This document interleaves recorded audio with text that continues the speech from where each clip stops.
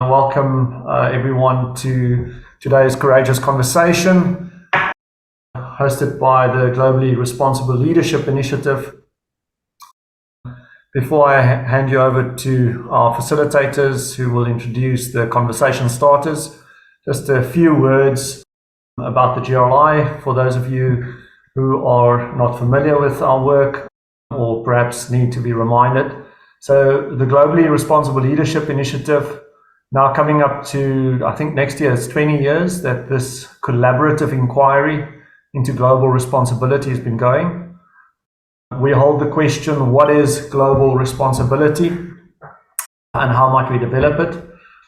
So we don't proclaim to have the answers necessarily, but are a deeply engaged community of partners and strategic partners and associates across the globe that hold and work with that question, and as a result of working with that question have been involved intimately in catalyzing new initiatives and new ideas in the space of responsible leadership development, responsible management education. And it's my pleasure really to welcome all of you to one of our initiatives, which is this Courageous Conversation series.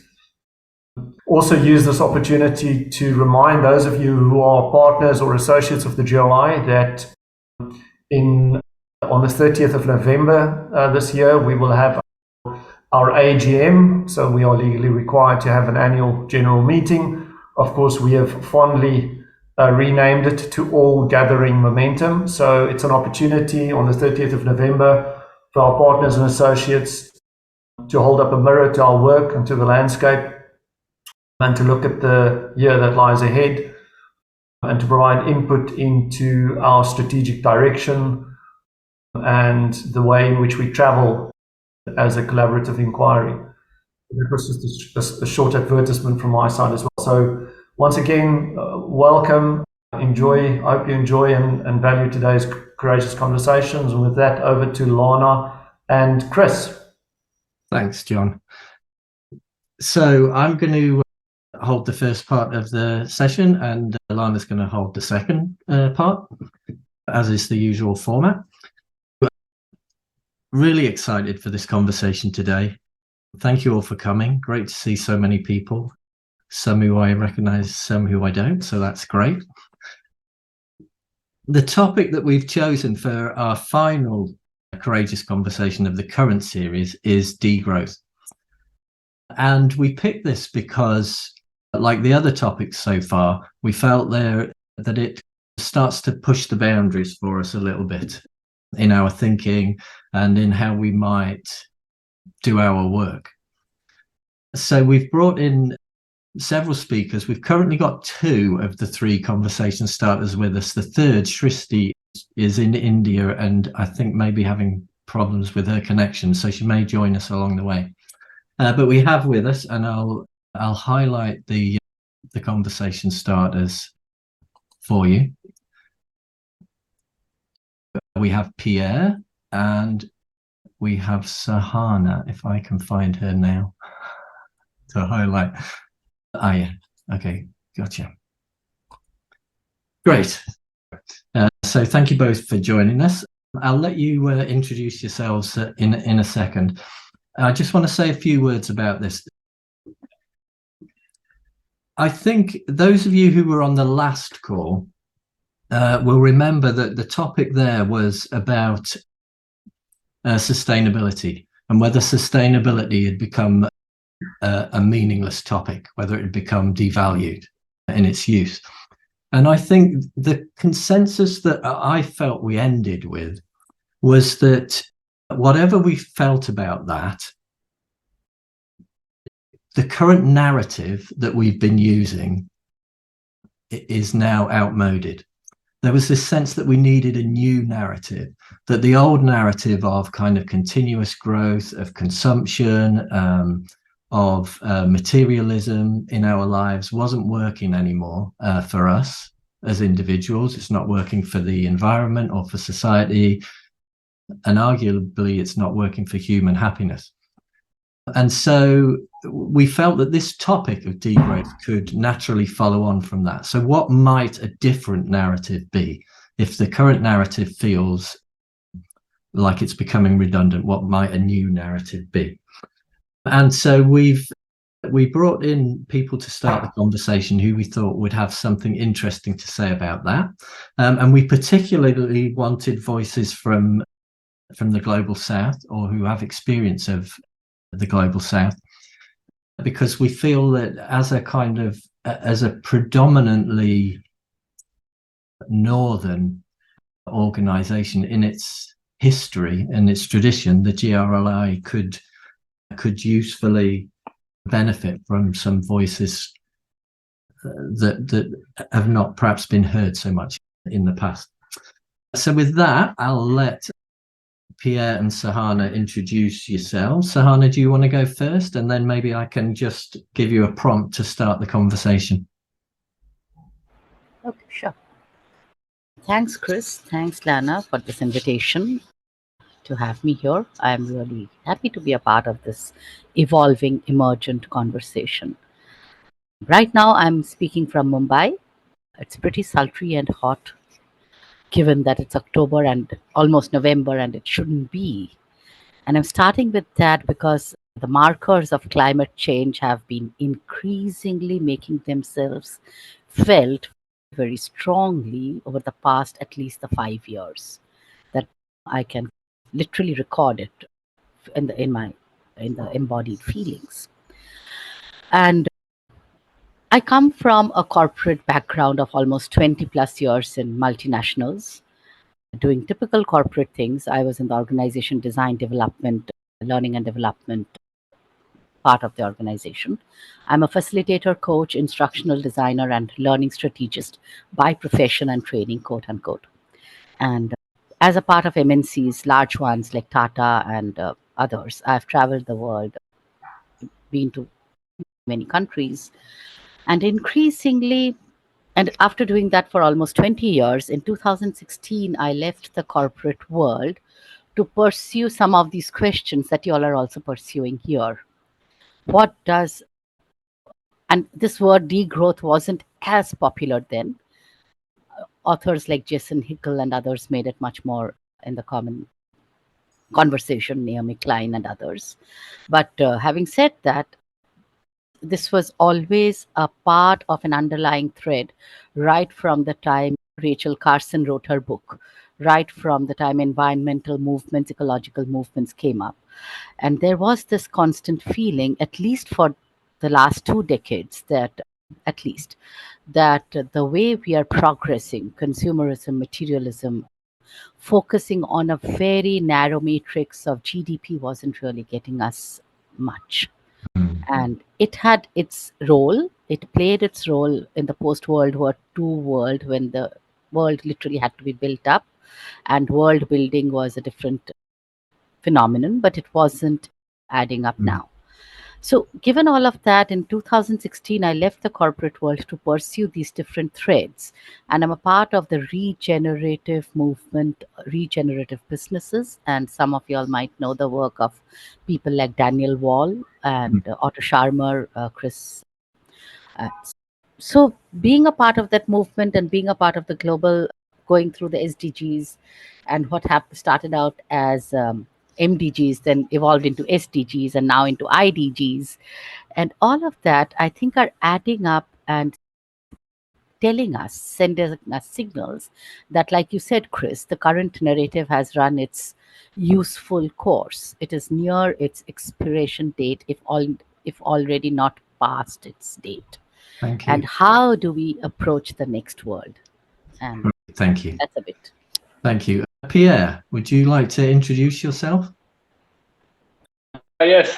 Good afternoon, everyone. Thank you very much, Chris and Lana, for inviting me here today. It's very nice to be here. I'm speaking to you all from Malmo, Sweden. I just recently moved here.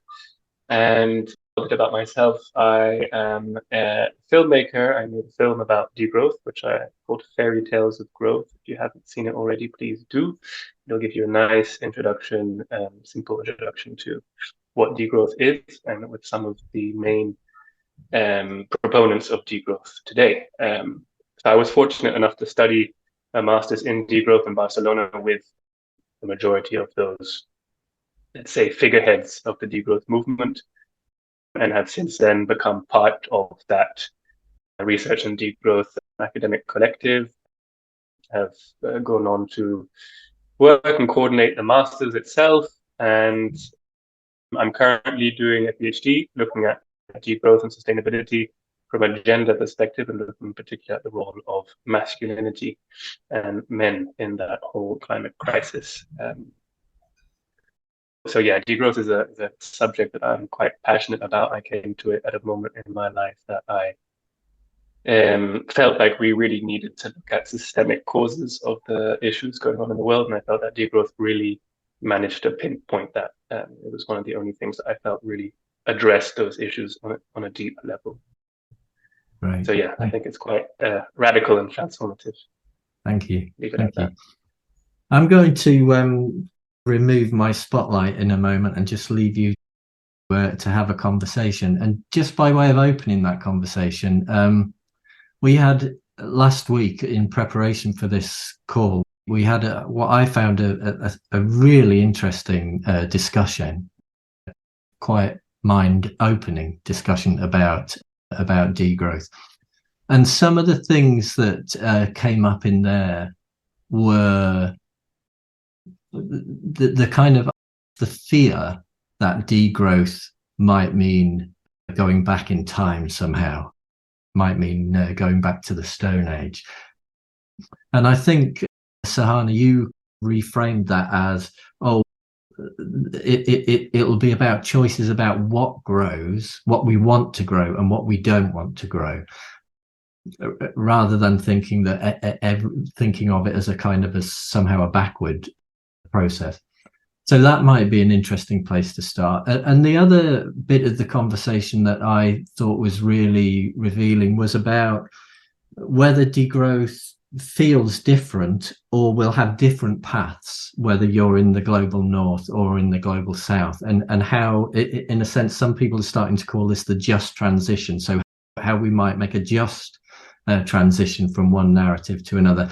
So I don't know, I just offer those as starting points, and I'll leave you to have a bit of a conversation with each other for a while. Who does that spark anything for either of you? Sahana, do you want to start? Sure, why don't you go?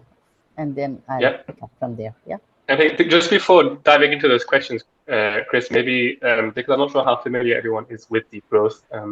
I know that you shared a few materials with everyone prior to this call, but maybe just a quick, brief paragraph on what degrowth is. Because, again, I think it's interesting that both Sahana and I are here, and Shrishti will be joining us, because Sahana and Shrishti being based in India and me mainly in Europe. Because I think it's important to mention from the get-go that degrowth is a proposal that stems from the global north and is aimed at primarily the global north. Then there's a whole other discussion that can happen, and I think we will dive into that as well today, on how does that relate to the global south. But in essence, degrowth is a proposal to reduce production and consumption in the global north in order to bring ourselves in line with planetary boundaries. You know? So if you just consider the climate crisis, for instance, we know that the main causes and drivers of the climate crisis are very much linked to economic growth, the rise of economic growth, and how that's been fueled on fossil fuels, by fossil fuels. So if we want to avoid 1.5 or 2 degrees warming, we need to drastically reduce this throughput of energy and materials in the economy, the global economy. And of course, the countries of the north have a historic responsibility to do that far more than countries in the global south. So that's the first thing that degrowth is proposing. And it's also proposing, so shifting away from GDP and economic growth as a kind of the cornerstone of how we consider societies to be measured as succeeding or not, and to replace those by other measures of progress, such as well-being, happiness, social relations, caring for one another, etc., leisure, time for leisure. So it's quite a big mental shift, and that's why I think it's quite radical or challenging, because we are used to connecting and combining progress, associating progress to growth. So when you criticize growth, it's almost, I don't know, certainly politically, it's a huge no-go area to start speaking of deep growth. Although a few politicians, and especially on the municipal level in some countries, have started adopting that. Anyway, so that's degrowth in a nutshell. I don't know if Sahana wants to add something at this point. Yeah. Yeah. Thanks for setting the context, Pierre. So there are 2 points. One is, like you said, it's historically right now, quote unquote, a global north proposition, and because the consumption level is so high there, and coming from the global south. See, there are 2 things. One is, of course, historical reparation, justice, just transition. The other, I think, can be a way forward is for global south to not follow the linear narrative of growth driven progress and reimagine from the bottom up a very different way of approaching well being, prosperity without growth, as in without GDP as a measure. And some of the global south countries are doing that, whether it's Bhubaneswar or whether it's Bhutan with its happiness index. But obviously, those are in very small pockets and hasn't been implemented on a large scale political, on a paradigm where it is being picked up. Because even now, while we are in the global south, the organizations, corporations primarily run on the same foundational principles. If I'm a part of an MNC, whether I'm in Mumbai or in Chicago or in Boston, they all feel the same once I walk inside. And because they are still operating fundamentally in the same way, we are still following fundamentally the same narrative. To reimagine degrowth from a very different perspective, or rather, I would say, to see degrowth as not as something that is, like you said, going back to the Stone Age, not as recession, not as job losses, not as, because all of these automatically get triggered when you say degrowth. Oh my God, companies will shut down, factories will shut down, people will lose jobs, the economy will go into recession. But that is not degrowth. That is recession. That is not degrowth. Degrowth is mindful descaling of what doesn't need to grow and mindful growing of what needs to. Education needs to, healthcare needs to, good infrastructure needs to, good housing needs to, affordable living standards need to grow. But do we need more iPhones? Do we need more tablets? Do we need more of those devices that can be made to last instead of having built in obsolescence within them? So that's the paradigm shift we have to think. And as future leaders, I would say those are the resounding decisions that will make organizations of the future create the shifting civilizational narrative from the ground up. What needs to grow? Where does that need to focus? And what do not and must not grow? The cancer cells don't need to grow, but forests need to grow. I'll pause now. Yeah, and I think to add to that, Sahana, I think the future is one in which there are going to be severe limitations based on us as a society, whether that's physical damage caused by climate change or simply a need to use fewer and or different resources and sources of energy to create whatever we need to create to survive as a society. So I would see it in terms of framing it specifically in terms of leadership. What are the qualities these future leaders are going to need in the business world, and what is the context within which they're going to be operating, for them to be aware of that context and aware that it's very likely that the context is going to be very different to what it is today. And so trying to preempt that now, because degrowth is going to happen either by a kind of deliberate choice, or it's going to happen by accident, which is the worst case scenario, which is that things are going to start to collapse and we're going to have to deal with those consequences. That's what we want to avoid now. So the idea of degrowth, people relate that to a recession, but it's not a recession. It's a planned downscaling of the economy. And the key word there is planned. How do we downscale the economy in the global north? And how do we do that in an equitable way so that people do not suffer from that in that process?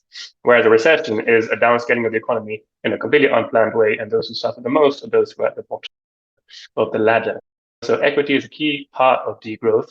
And coming back to these skills that people are going to need in the future, it's either the collapse scenario, where it's you're going to need to be very resilient and creative, or it's a scenario, in either case, that the conscious degrowth scenario, both of them require a different approach and use of resources and materials and energy.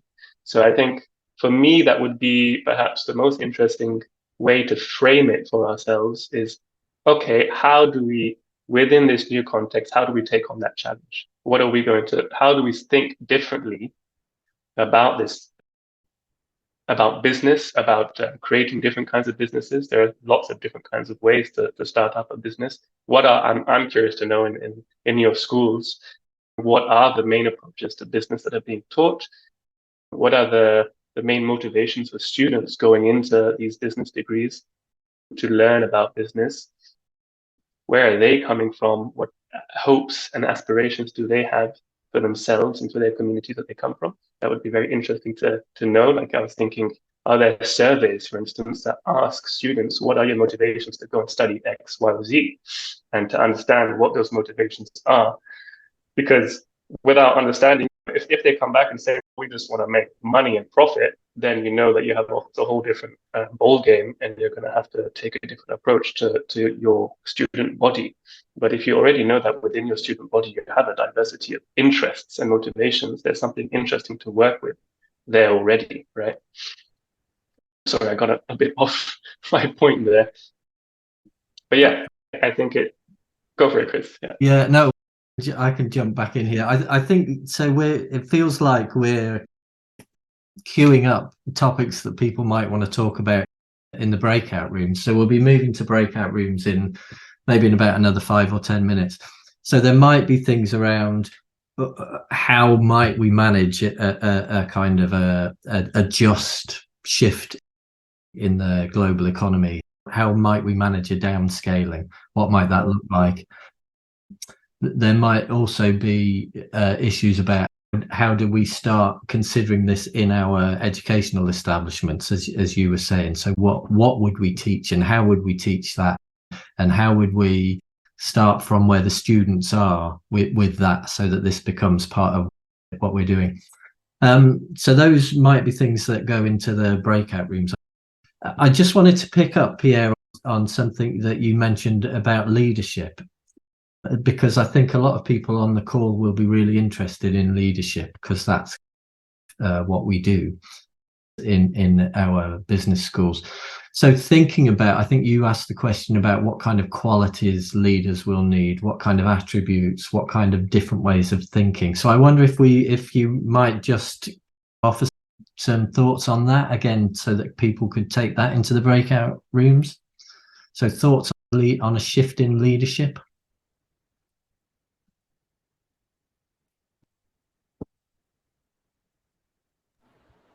Either of you.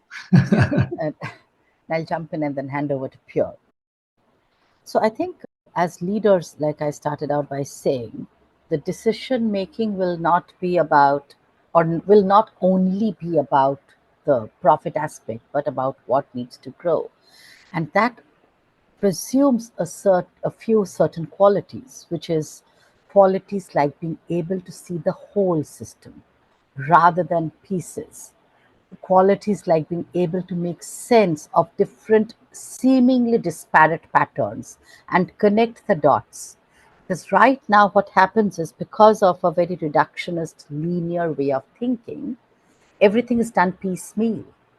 So, what if business schools of the future, of leaders of the future in business schools, learned not only about building businesses, but about building ecosystems, about businesses as living systems? So, those are qualities that leaders will need to inculcate within themselves, to the ability to see the whole, to see the patterns, to see the connections, and from there discern the decisions that need to be made that impacts the whole and not only one metric. Yeah. Yeah, I completely agree with that, Sahana. And I just saw in the chat some people are mentioning, do we need to move beyond sustainability? Is regenerative something that we need to consider too? And just before this call, I was reading something about donut economics, which I think is worth looking into because it's a less radical form of degrowth, if you want, but they have put it perhaps more into practice, specifically in the business world. So like Amsterdam have adopted the degrowth model, and there are publications that they've come out with where they talk about what are the things that have to change in business for them to be more part of the donut model, which is shares a lot and similar with degrowth. And one of them is shifting away from this divisive to a distributive business model. So the divisive one is that your profits go to the shareholders, and basically they get siphoned off to a minority of people, whereas the distributive one is that it gets shared amongst everyone in different ways, right? So of course cooperatives are the first thing that comes to the fore there, but there are other ways for that to happen. So adding to what Sahana said there, being aware of this global picture, I think also a key quality for these leaders would be to be empathetic, to have empathy and equity really as two really core values within themselves, so that they want to do just, they want to be fair and just both to the world, to the ecosystems, to the whole chain of the value chain of the whole product, if it's a product or a service, from the beginning to the end.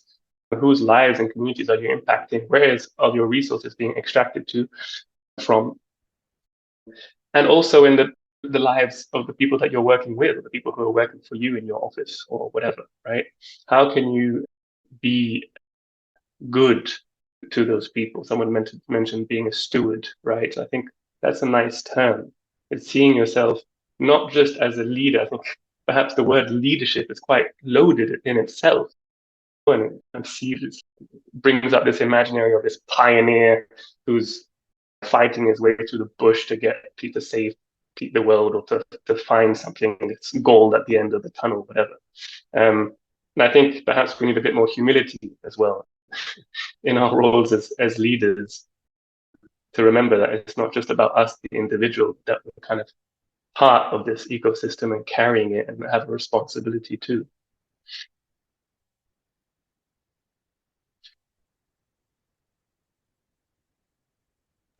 And just to Sorry, Sahana, there's one thing I just remembered here that I want to mention, because it's an example that comes up a lot in degrowth literature, and I wonder if people have heard of it. The company, the outdoor brand Patagonia, which is upheld as one of the symbolisms of what a good company could be.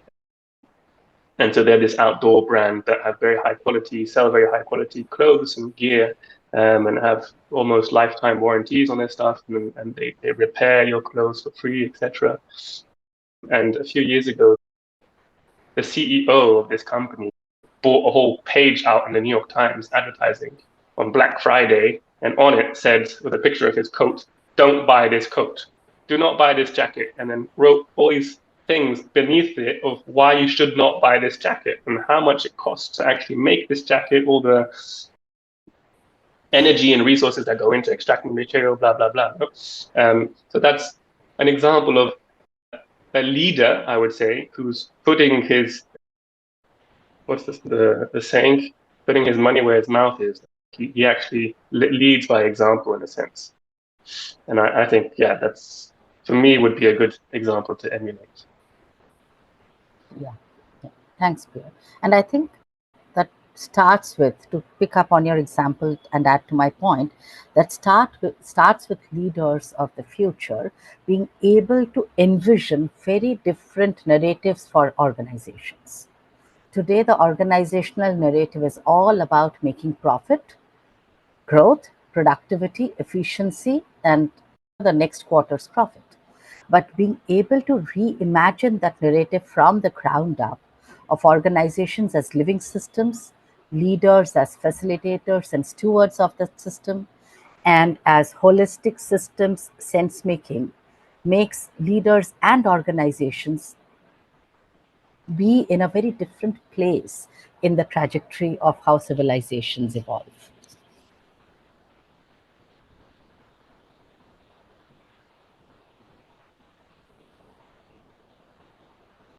I wonder then if we just have a few minutes then on education, because again, that's the topic for a lot of the people on this call, and management education in particular. So if we are to shift from, let's just take that, if we shift from leadership education or leadership development into stewardship development, and we take on this notion of kind of some humility about that, what would you, walking into a business school in 10 years time that had moved in this direction, what would you be wanting to see in the process?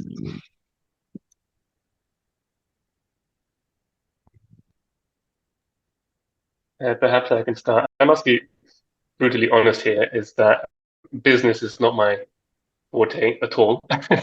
And so I did actually go and read several things and articles about business and degrowth, or business and post-growth. And even there, it's not extremely well developed, I must say. It's not a very well developed field of study. But what I have found, and which makes sense now from a degrowth perspective, is that what you would like to see is a lot of emphasis on not-for-profit businesses and cooperatives. I guess the profit motive is a huge thorn in this whole conversation, and I think that is something that necessitates a very close look at. And then how can we reconceive? So I would like to see in that future people who have reconceived other notions of profit and success, what success might mean for their business, and that it might not necessarily be monetary for stakeholders and shareholders, but that it could be a different measure and gradient with different, let's say, criteria of how content are our employees, how much is the land regenerating wherever we're stepping foot, how many people benefit from our business, etc. I think that would be very nice to see, that that these other metrics are actually more important than the economic.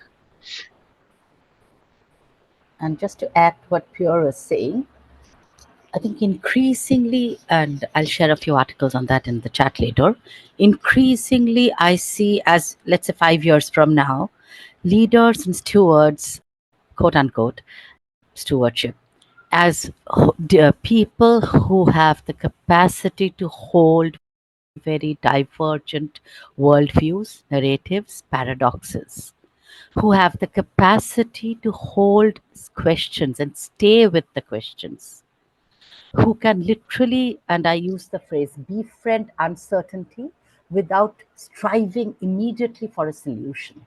This solutionism makes people fall off that emergent place into one narrow vision of what is possible, losing out on the potentialities of other possibilities.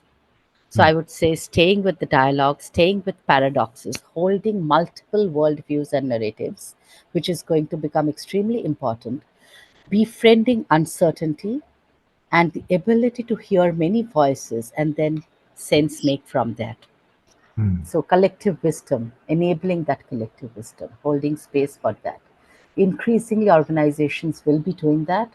And from there, their answers will emerge from the ability to hold diverse perspectives and apply diverse solutions locally and globally. Thank you. I think Lana's still having difficulties with her sound, so I'll take. Can you hear me now? Oh yes. No, now okay, good. There now you we've got go. I'm using now my phone. I Okay. did put in the chat the question, and Pierre and Sahana has been giving us wonderful ideas already. But in the breakout, what we would love is for us to really practice radical imagination. How can we reimagine what is possible, and not just one possibility, but possibilities where business leaders of the future can learn to apply degrowth. What are the core leadership capacities do they need, and what do we need to be doing now as organizations, as schools, in order to be able to prepare the leaders of the future? So we will be going in breakout rooms of 5 people, and we'll have about 20 minutes for this period. Thanks, Lana. And the rooms are opening now. Okay. Just get the recording going again. Let me just see. Okay, so is everyone... Are we back? Yeah, wonderful. There seems to have been some good conversation across the board. Lana, over to you. Yes, this is the part that I'm so excited about. I'm like, if only I can be what's this, going from breakout rooms to breakout rooms, just listening to conversations. That would be that I would love to do. So I'm curious, what are ideas or radical imagination that you were able to share with each other? And kindly just unmute yourselves. George.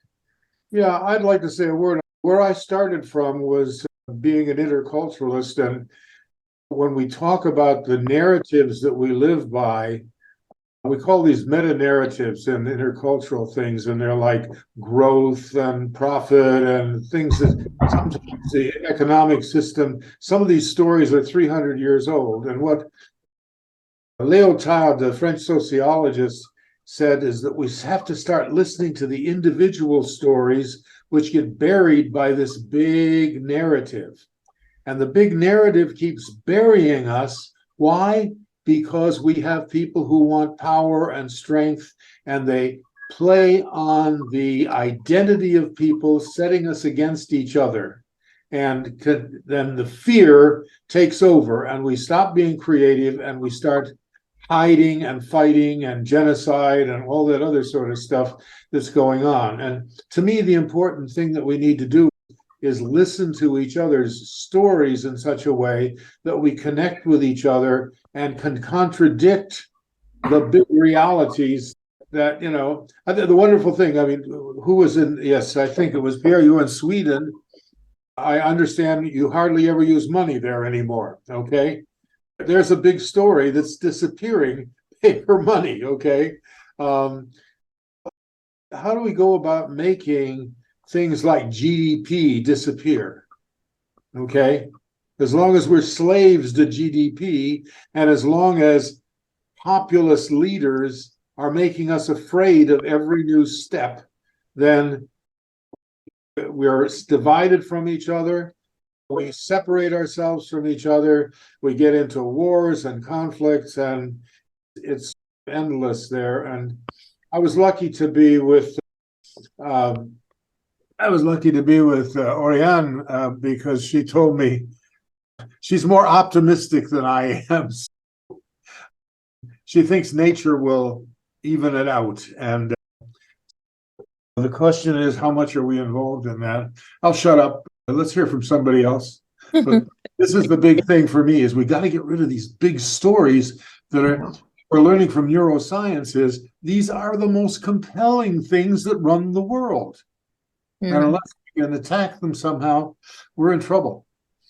Lana, if I may just come in here just for a second, since I know Oriane and George were in a very small group together, maybe Oriane, since you you've added to that perspective. Why don't you just pick up and continue from George? And by the way, we don't have to hear absolutely every detail from everyone, but it would be really good to get a rich sense of what's happened in the small group discussions. Thank you, everyone.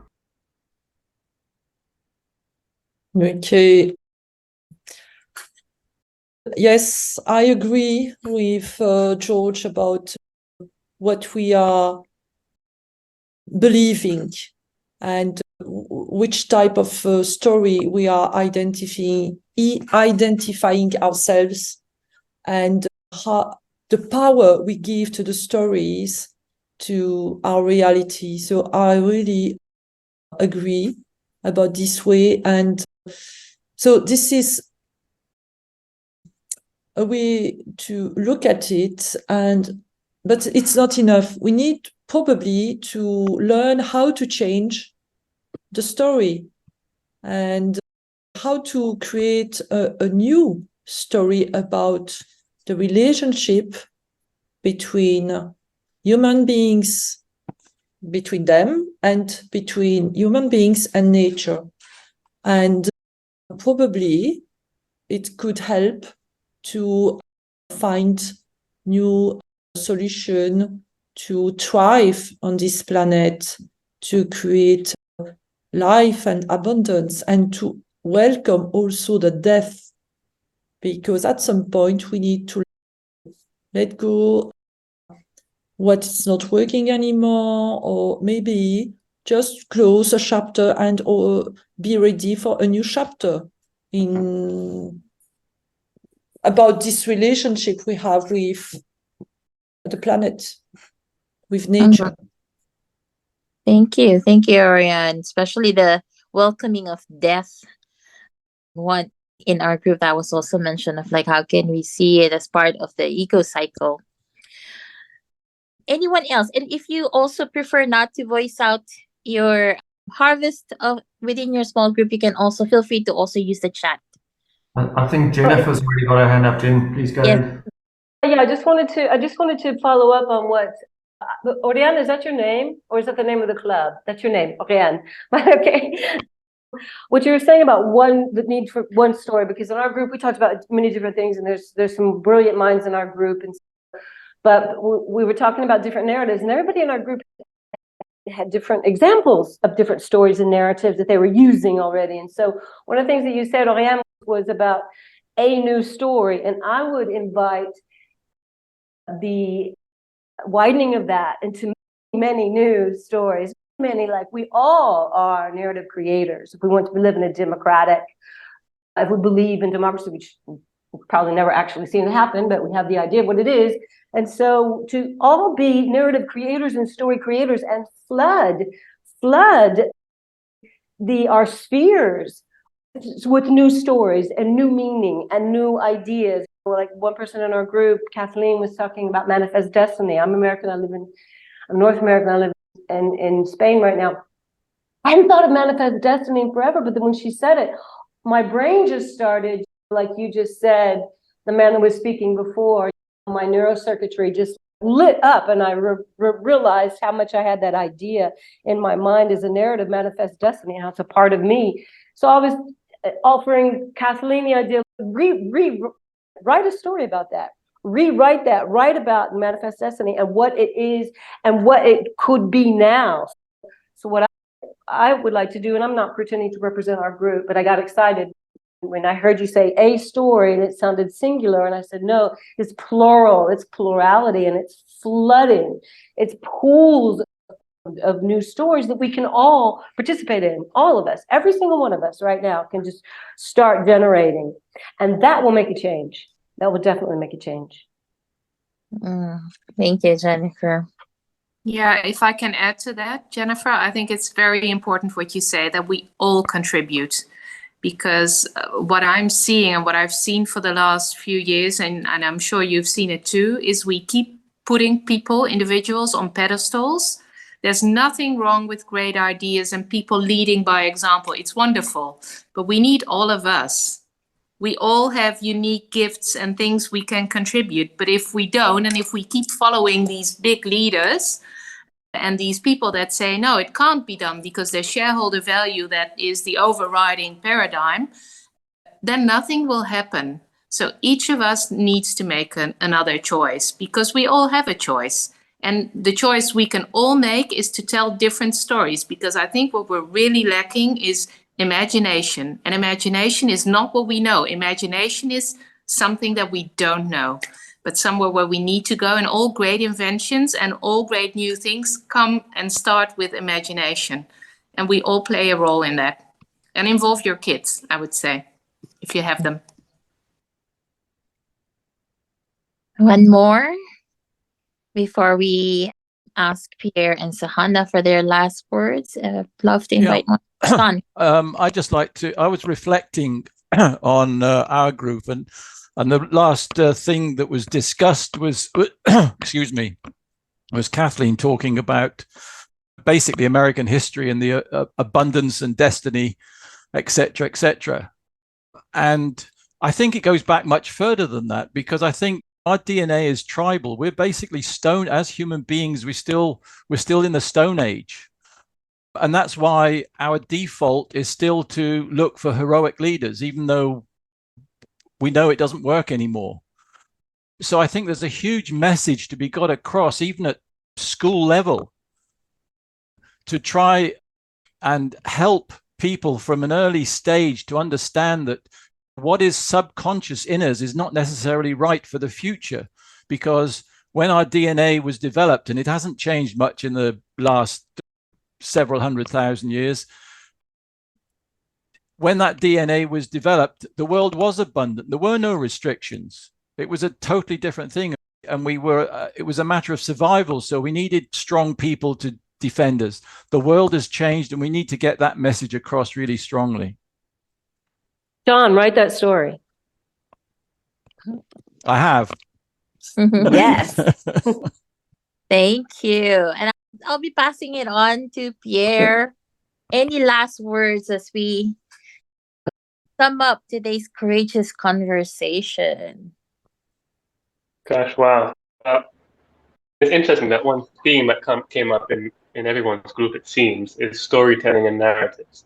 And that's something that I've personally been quite involved in myself, and I think is key, right? I think that is a huge part of the answer lies in those new stories that can inspire people to change things. And I would end with what I actually ended in our group with, which is, because there was a discussion about the desirability or the sex appeal of the word degrowth in the storytelling and narratives, which is understandably perhaps not the most appealing thing in terms of what does that stand for. And yet, the reason why I still personally stand behind that term is it cannot be co-opted. You can't turn degrowth into this pro-capitalist thing. It just can't. It doesn't work like that, right? Whereas sustainable development is easy to do that with. Green growth is easy to do that with. Circular economy is also easy to do that with. I think this is the one thing I would say to bear in mind in when we're looking at creating these new narratives. How do we create new narratives that remain profoundly radical, in a sense, and really disrupt and change things at their root? That's what I would say. Because if not, we're just repeating the same cycle of sustainable green growth. Yeah. Thank you, Pierre. And Sahana. Yes. Wow, I love the discussions and the passion. So I'll just tie up a few points that came up in our group and what I heard here and what Jennifer said about narratives. A couple of things in our group was about what would the organization of the future look like, leadership look like, given what has been happening. And one of the points that I felt was very core to degrowth, as Pierre is explaining, is what Alison said about how do we understand our relationship to the land. We still come to it with a colonial mindset. We still believe we own the land, the air, the sea, the breath, the mountains, and everything. And that very narrative is driving a kind of extractive, expropriating, exploitative economic growth, which has brought us to this tipping point of where we are today.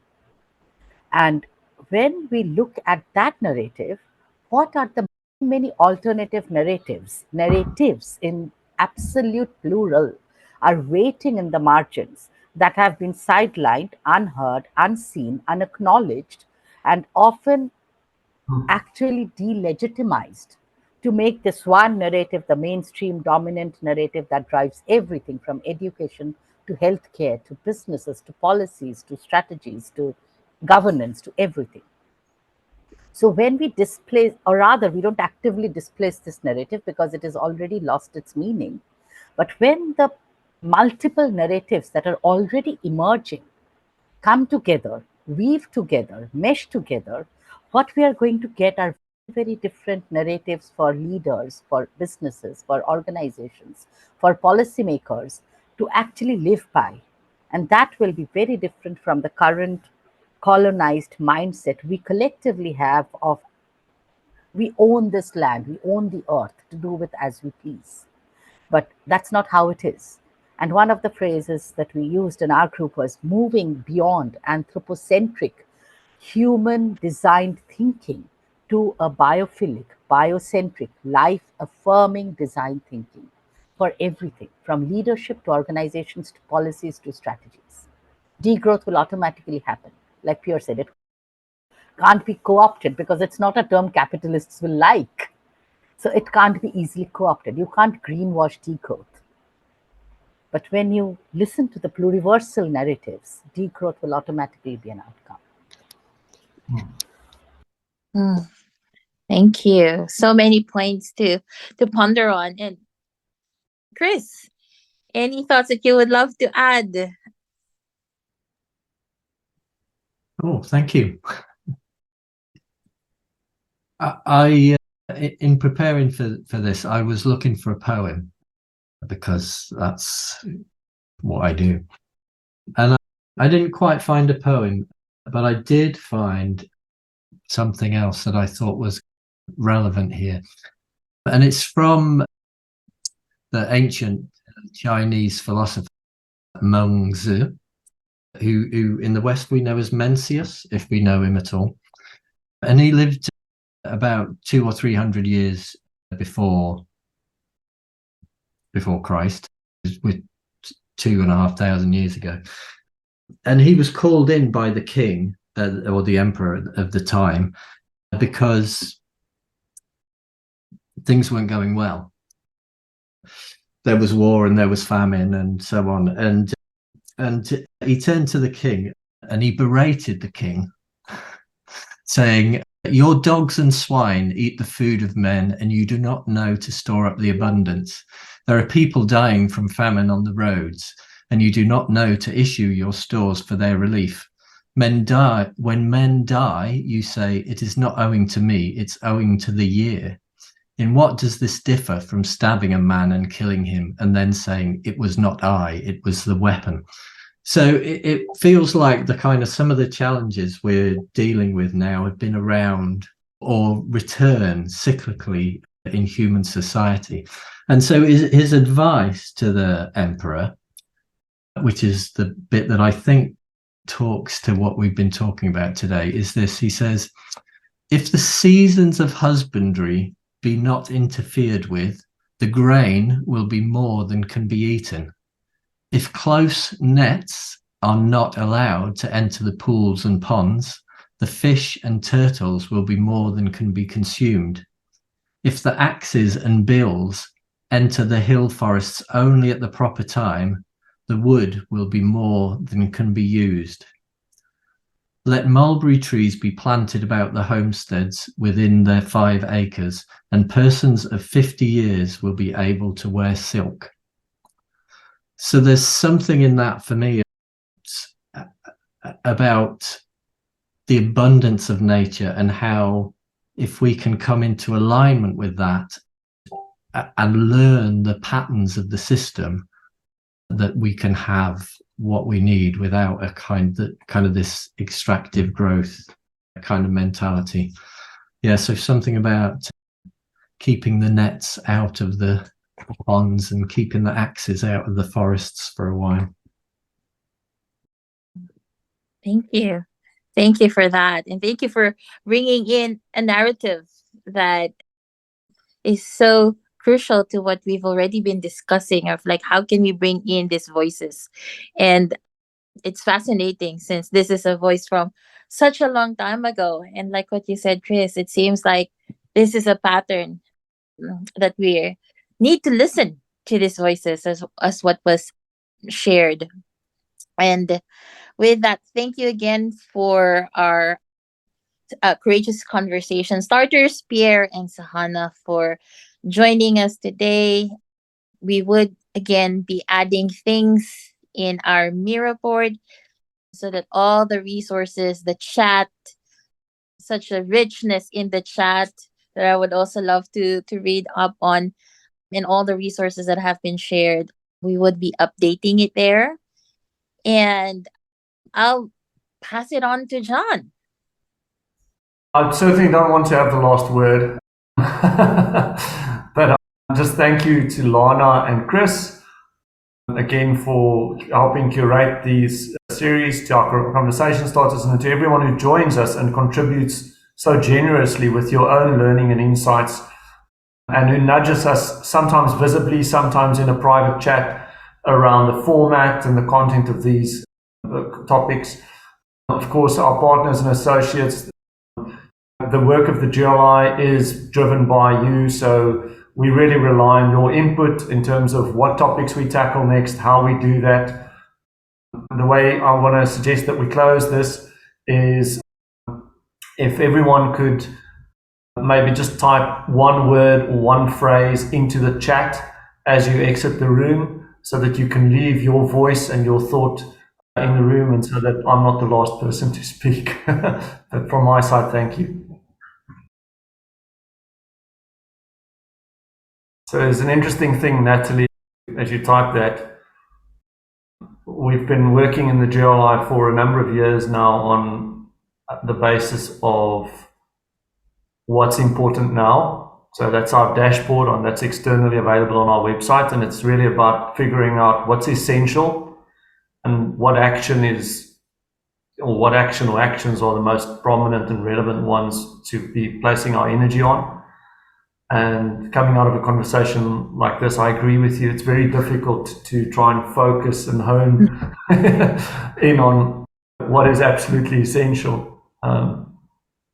Actually, because active listening requires mind space and time to listen, reflect on what I've just heard, connect with things I think or I know, or that can bring something relevant, then it's already a different part of the conversation. So yeah, I'm someone who needs to a bit more time maybe to reflect before reacting or before adding to the conversation. So it was super interesting, but it's a bit hard to summarize or a bit hard to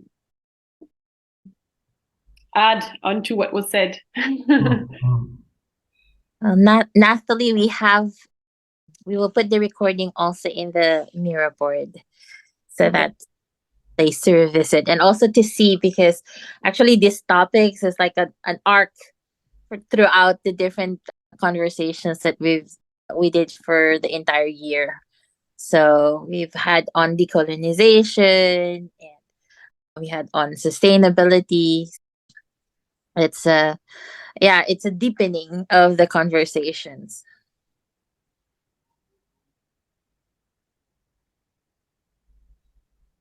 That's a good point you make, Natalie. It's the format and the medium is sometimes difficult to twist towards a more reflexive kind of mode. And I can, for instance, if we were having this conversation in real life, we might be going for a walk in pairs or on our own. Yeah.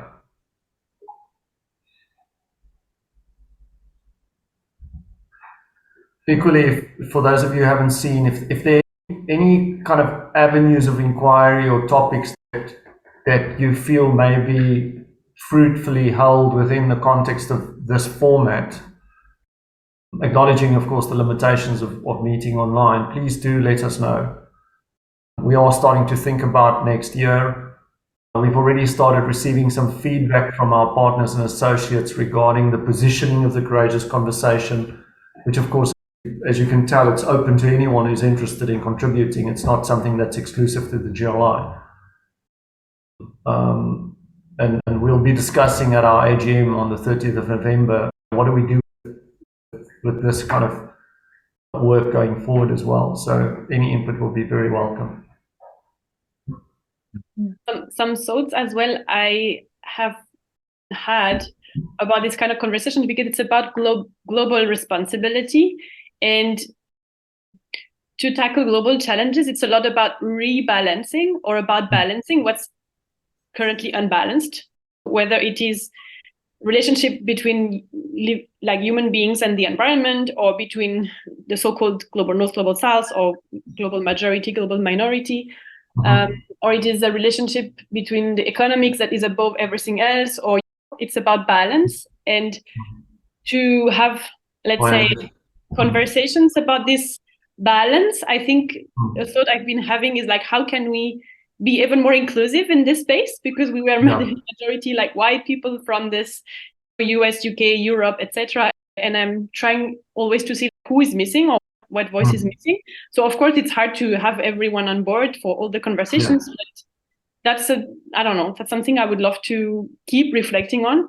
But who is at the table, and who would be nice for us to hear from. Nice to invite Shrishti Bajpai. It's a shame that she couldn't join, but I was glad also we had you, Sahana, to have your voice heard. I personally really enjoy what you write on LinkedIn and what you share, etc. And learning a lot from you. So thank you so much. And this thing about Western concepts versus some existing initiatives, approaches, mindsets that needs to be revalued more than inventing something new. Like just that sometimes we need to stop and look at what exists before even being the mindset of innovation, creating something new. Sometimes we don't even need new things. We need to just look around, stop and look around, and rebalance and revalue. I don't know. And I think what you said, Natalie, about looking around is so important, because I think we just need to really see, not superficially see, just see what has remained unseen, and in the margins for very long, they exist. The answers, the stories, it's already there. We have just unseen them, and we have focused on one way of moving ahead, whatever that means.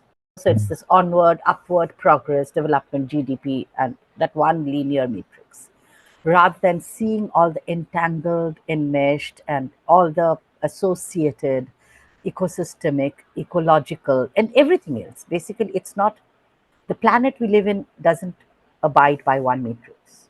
It doesn't care about GDP, honestly. Life doesn't care about GDP. And in the process of making a living, we've forgotten about life. And what you are saying already exists. We just need to look around, pull them in, weave them together. That's where facilitative leaders as stewards who can weave and who can sense make becomes so important, who can move off this one single tunnel-like vision and see what is around.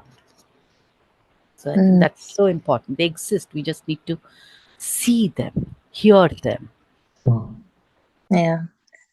In our breakout, one of the things that was mentioned was like acknowledging the adjacent possibilities that are already there. Yeah. And even though that we might not know what they are, just acknowledging that there are adjacent possibilities. Yeah. And that's perhaps is the root of radical reimagination. Not only imagination, but radically going to the adjacents, the narratives, everything. Yeah. Almost like reimagining the very relationships, the relationality of everything. Yeah, I think that, sorry. I was just going to say, I think that, at least from my perspective, is one of the key rebalancing acts that is needed which is there's been such an emphasis on technological innovation and technology as a kind of a savior at the expense of the relational. Yeah. The relation to the self, the other, and the whole, right? So in the GRLI, when we talk about global responsibility, we talk about responsibility to the self, the other, and the whole. And really, ultimately, that is about reconnecting, strengthening those relationships to our own humanity, to others in meaningful relationship, and to the globe that sustains us. Yeah. And I believe one of the core skills of leaders will be ability to tell stories. And I'm going to plug here what Jennifer does, literally helping leaders collectively build narratives around their vision. Right now, it's all in a mission, vision, whatever. And I come from the corporate world, so I've seen that.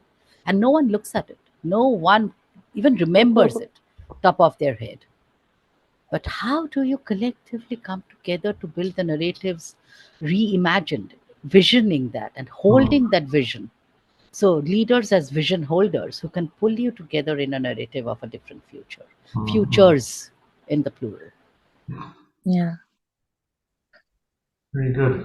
I'm going to stop the recording at this point because I'm conscious that we now.